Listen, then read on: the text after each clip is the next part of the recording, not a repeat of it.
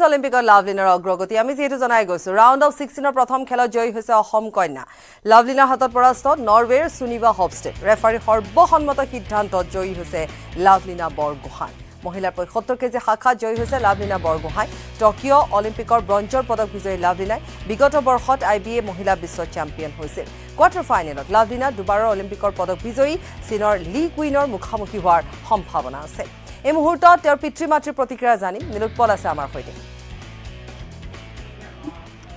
নিশ্চয় পাপৰি ইতিমধ্যে লাভলিনাই যি প্ৰি কোৱাৰ্টাৰত জয়ী হৈ পেলাই ইতিমধ্যে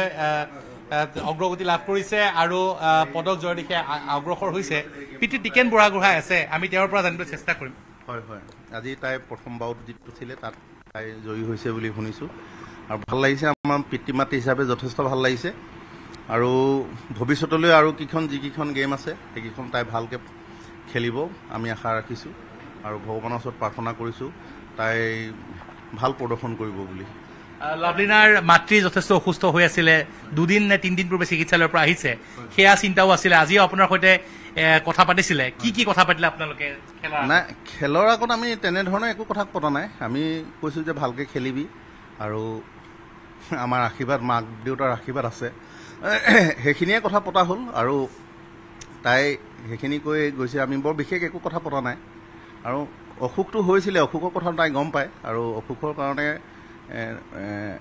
আমি কৈছোঁ যে তই চিন্তা কৰিব নালাগে যিহেতু মই আছোঁৱেই মাৰ ওচৰত যেতিয়া মই আছোঁ মই থাকিমেই তোৰ খালি নিজৰ যিখিনি কাম তোৰ কামখিনি তই সুচাৰুৰূপে কৰি যা সেইটোৱে খেল চোৱা হোৱা নাই আমি আৰু খেল নাচাওঁ সেইটো মানে আমি কেতিয়াও খেল চোৱাও নাই আৰু ভৱিষ্যতলৈও নাচাওঁ আৰু কিয় নাচায় নহয় সেইটো এটা মানে কি আমাৰ আৱেগিক এটা মুহূৰ্ত হয় সেইটো কাৰণ সেইকাৰণে আমি চোৱা নহয় আৰু সেইটো খেলটো শুনি থাকোঁ এতিয়া আহিছে আপোনালোকৰ মিডিয়াৰ মানুহ আহি আমাক প্ৰথম জনাইছেহি যে তাই জিকিছে বুলি আৰু খবৰটো শুনি ভাল লাগিছে হৈছিলে সেয়ে বৰ বিশেষ কথা হোৱা নাই সেইটোৱে যোৱাৰ আগমুহূৰ্তত আমাক ফোন কৰি কৈছে যে মই যাব ওলাইছোঁ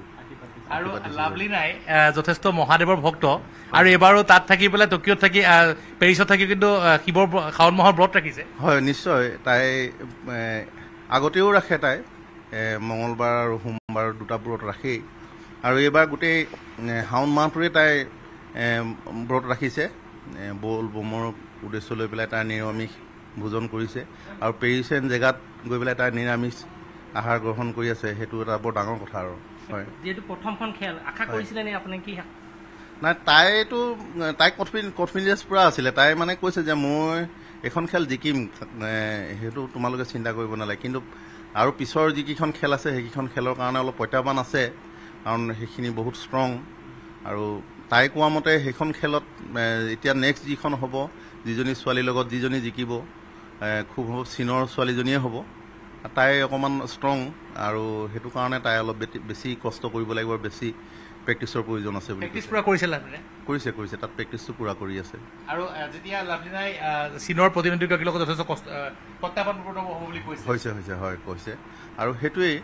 খেলটোত প্ৰত্যাহ্বানটো থাকিবই আৰু সেইখিনি নেওচি যাব পৰাটোৱেই আচল খেলুৱৈ মই ভাবোঁ আৰু সেইখিনি অতিক্ৰম কৰি যোৱাজনেই চেম্পিয়ন খেলত জিকা হোৱা থাকে আৰু আমি পাপৰি দেখুৱাই আছো পিতৃ গৃহত আছো লাভলিনাৰ পিতৃয়ে কৈছে যে মাতৃ যথেষ্ট অসুস্থ সেয়ে তেওঁলোকৰ ঘৰত সেইদৰে কিন্তু উদযাপন কৰিব পৰা নাই আৰু লাভলিনাৰ খেল তেওঁলোকৰ পৰিয়ালে নাচায় কাৰণ যথেষ্ট আৱেগিক মুহূৰ্ত হয় খেল সেইটো কাৰণে চাব নিবিচাৰে বুলি কৈছে কিন্তু সংবাদ মাধ্যমৰ জৰিয়তে আমাৰ জৰিয়তে তেওঁলোকে জয়ৰ খবৰ পাইছে আৰু তেওঁলোকে ইতিমধ্যে লাভলিনাৰ পিতৃয়ে কৈছে যে তেওঁ যিখন অনাগত সময়ত যিখন খেল আছে যিখন কোৱাৰ্টাৰ ফাইনেল আছে সেইখন যথেষ্ট প্ৰত্যাহ্বানপূৰ্ণ হ'ব চীনৰ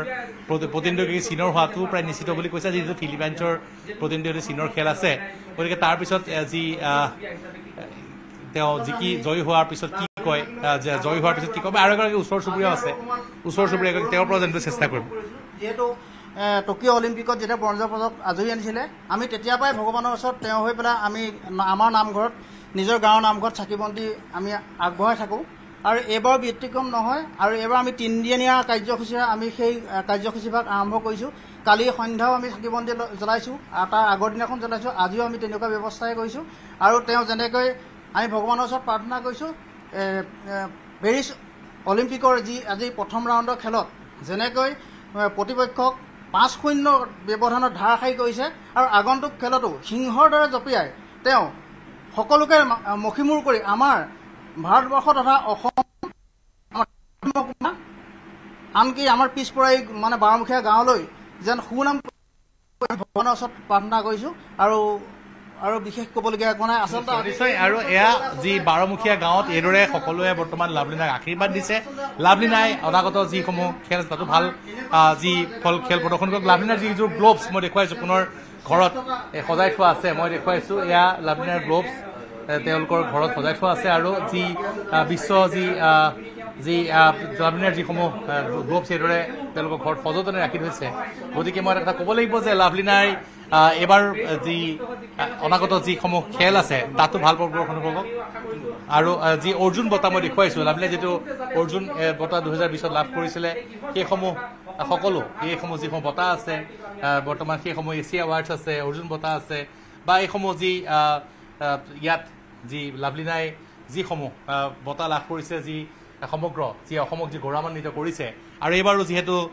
আজিও যিহেতু লাভলীনাই প্ৰথমখন যিখন খেল সেইখন খেলত তেওঁ যিগৰাকী প্ৰতিপক্ষ আছিলে, যিগৰাকী প্ৰতিদ্বন্দ্বী আছিলে, তেওঁৰ সৈতে বিশেষ কোনো ধৰণৰ প্ৰতিদ্বন্দ্বিতা আগবঢ়াব নোৱাৰিলে লাভলীনাৰ সৈতে। ইয়াৰ যিখন পৰৱৰ্তী খেল আছে যথেষ্ট প্ৰত্যাহ্বানপূৰ্ণ হ'ব। খেলত জিকা হৰা থাকেই, কিন্তু লাভলীনাৰ যি জিকাৰ যি মানসিকতা, যি যুঁজাৰু মানসিকতা আৰু লাভলীনাৰ যি চিৰিয়াছনেছ, যি লাভলীনাৰ যি প্ৰতিখন খেলকেই যি গুৰুত্ব সহকাৰে লয় আৰু যি যথেষ্ট স্বাস্থ্যত্ব উজাৰি যি দেশৰ বাবে খেলে তাক লৈ কিন্তু সকলোৱে গৌৰৱ কৰে। আৰু লাভলীনাৰ আন এটা দিশ কিন্তু আমি কৈছোঁ প্ৰতিবাৰে, লাভলীনা কিন্তু অলিম্পিক পদক জয়ী হোৱাৰ পিছতো কেতিয়াও কিন্তু অহংকাৰী হোৱা নাই। সদায় কিন্তু সহজ সৰল এটা মনোভাৱেৰে লাভলীনাই তেওঁ প্ৰতিটো অনুষ্ঠানলৈ যায়, সকলোৰে লগত ব্যৱহাৰ কৰে। আৰু সেই যি অহংকাৰ যি লাভলীনাৰ নাই, সেইবাবে সকলোৱে আশা কৰে যে অহংকাৰক যিহেতু লাভলীনাই দমন কৰিব পাৰিছে, সেয়ে কিন্তু এইবাৰ তেওঁৰ সকলো প্ৰতিপক্ষক দমন কৰি যি ভাৰতলৈ আৰু পদক কঢ়িয়াই আনিব সেয়া সকলোৱে আশা কৰিছে। আৰু লাভলীনাৰ আমি বৰ্তমান বাৰমুখীয়া গাঁৱত উপস্থিত আছোঁ। পিতৃ, তেওঁৰ পৰিয়ালবৰ্গ সকলো আনন্দিত। আৰু লাভলীনাৰ মাতৃ যথেষ্ট অসুস্থ, কিন্তু তথাপিও লাভলীনা দেশৰ বাবে খেলিছে, দেশৰ বাবে যুঁজিছে আৰু প্ৰথমখন খেলত জয়ী হৈ পেলাই অগ্ৰগতি লাভ কৰিছে। অনাগত যিখন কোৱাৰ্টাৰ ফাইনেল আছে তাতো লাভলীনাই জয়লাভ কৰক সেয়া সকলোৱে আশা কৰিছে। আৰু আমি আজি পুৱাৰ পৰা বৰপথাৰৰ পৰা দেখুৱাই আছিলোঁ, আমি এতিয়া লাভলীনাৰ ঘৰৰ পৰা দেখুৱাইছোঁ। লাভলীনাৰ পিতৃয়ে তেওঁ সংবাদ মাধ্যমৰ সন্মুখীন হ'ব পৰা বিচৰা নাছিলে, কাৰণ তেওঁলোকৰ ঘৰত যথেষ্ট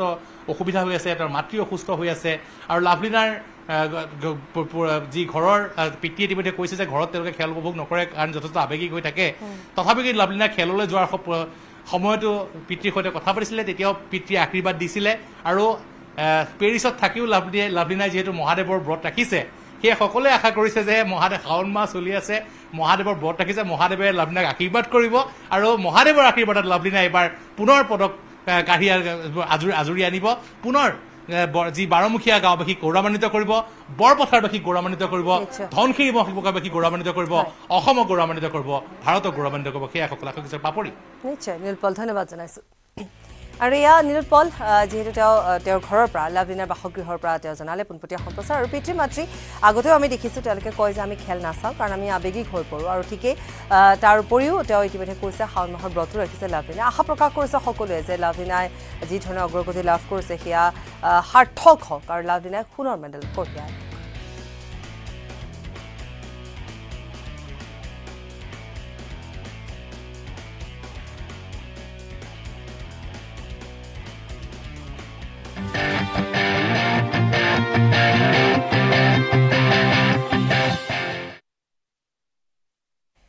আৰু উভতি আহিছোঁ আমি এই মুহূৰ্তত খেলৰ খবৰৰ পৰা কিছু অন্য খবৰৰ মাজলৈ যাম। শদিয়াত অপহৃত কিশোৰৰ মৃতদেহ উদ্ধাৰ হৈছে। অৰুণাচলৰ কালিখোলা নামৰ ঠাইত উদ্ধাৰ হৈছে 12 বছৰীয়া ৰোহিত বাহাদুৰ চেত্ৰীৰ মৃতদেহ। অপহৰণ হোৱা স্থানৰ পৰা প্ৰায় 800 মিটাৰ দূৰৈত গাঁতত পুতি থোৱা অৱস্থাত আৰক্ষীয়ে উদ্ধাৰ কৰিছে মৃতদেহটো। মঙলবাৰে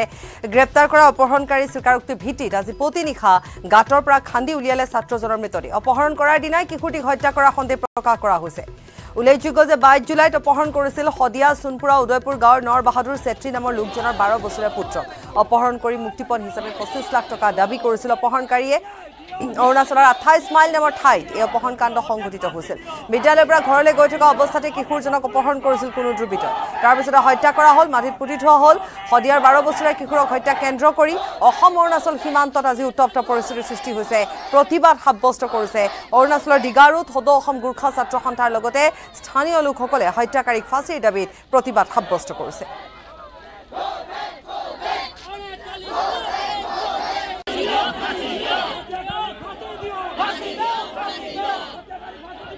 অৰুণাচল গোৰ্খা এছ'চিয়েশ্যনৰ সহযোগত আজি ডিগাৰু ঘাটৰ যি পথ অৱৰোধ কাৰ্যসূচী আমি কৰিছোঁ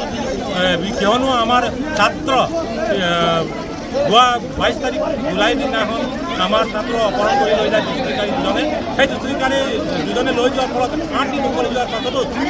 অৰুণাচল প্ৰশাসনে উলিয়াব নোৱাৰাৰ সন্ধান সেইবাবে আমি যোৱাকালি আমি এটা প্ৰতিবাদী কাৰ্যসূচী ৰাখিছিলোঁ থানা ঘেৰাও কাৰ্যসূচী সেই থানা ঘেৰাও কাৰ্যসূচী ৰখাৰ পাছতে যোৱাকালি আমি গম পাইছোঁ ছাত্ৰজনৰ মৃত্যুলৈ উদ্ধাৰ হৈছে ৰাতিপুৱা আজি আমাৰ যি ছাত্ৰজন আছে ছাত্ৰজনৰ যি দুখী তেওঁলোকে যাৰ বাবে মৃত্যুবৰণ কৰি তেওঁলোকক উচিত শাস্তি ফাৰ্ষ্ট ট্ৰেক আদালতত ৰাখি তেওঁলোকক ফাঁচি প্ৰদান কৰিব লাগে লগতে আমাৰ যি ছাত্ৰগৰাকীৰ মৃত্যু ঘটিলে সেই মৃত্যু ঘটাৰ পৰিবাৰক এককালীনভাৱে 1,50,000 টকা অতি সোনকালে অনুদান আগবঢ়াবলৈ অন্যথা আমি জংগী আন্দোলন ইয়াতকৈ ভয়াৱহ আন্দোলন কৰিবলৈ বাধ্য হ'ম নগাঁৱত হিট এণ্ড ৰানৰ ঘটনা নিশা নিৰ্জন পথত পথচাৰীক খুন্দিয়ালে ট্ৰেক্টৰে পথচাৰীক মহতিয়াই মাটি কঢ়িওৱা ট্ৰেক্টৰে পলায়ন কৰে ট্ৰেক্টৰৰ খুন্দাত ঘটনাস্থলীতে মৃত্যু হৈছে পথচাৰীজনৰ খোজকাঢ়ি গৈ থকা অৱস্থাত পথচাৰীজনৰ গাৰ ওপৰেৰে চলাই নিলে ট্ৰেক্টৰ চিচিটিভি কেমেৰাত বন্দী হৈছে ভয়ংকৰ দৃশ্য নগাঁও হৈবৰ গাঁৱৰ পুৰণি এটি ৰোডত নিশাৰ ভাগত সংঘটিত হৈছে এই ঘটনাটো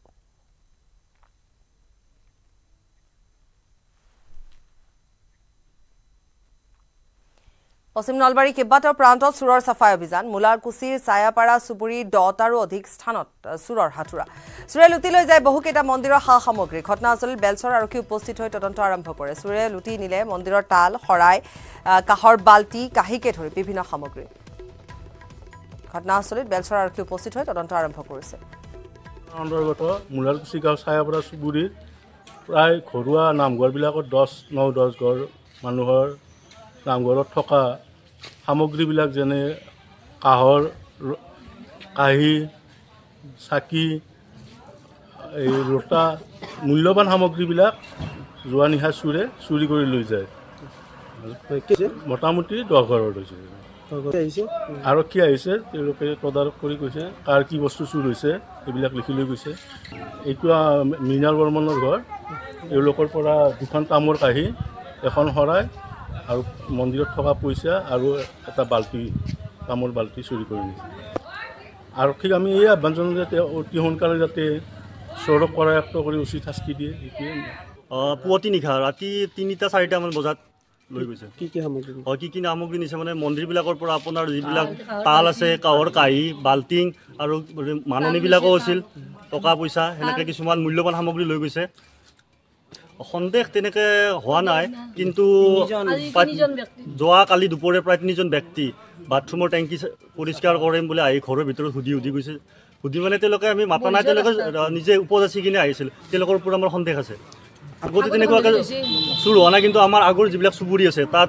ছাগলীয়ে হওক বা গৰুৱে হওক আৰু মন্দিৰত চুৰি কাৰ্য প্ৰায় সঘনে সংঘটিত হৈ আহিছে আৰু ইয়াৰে সৈতে বিয়লি বাতৰিৰ পৰা বিদায় লৈছোঁ নমস্কাৰ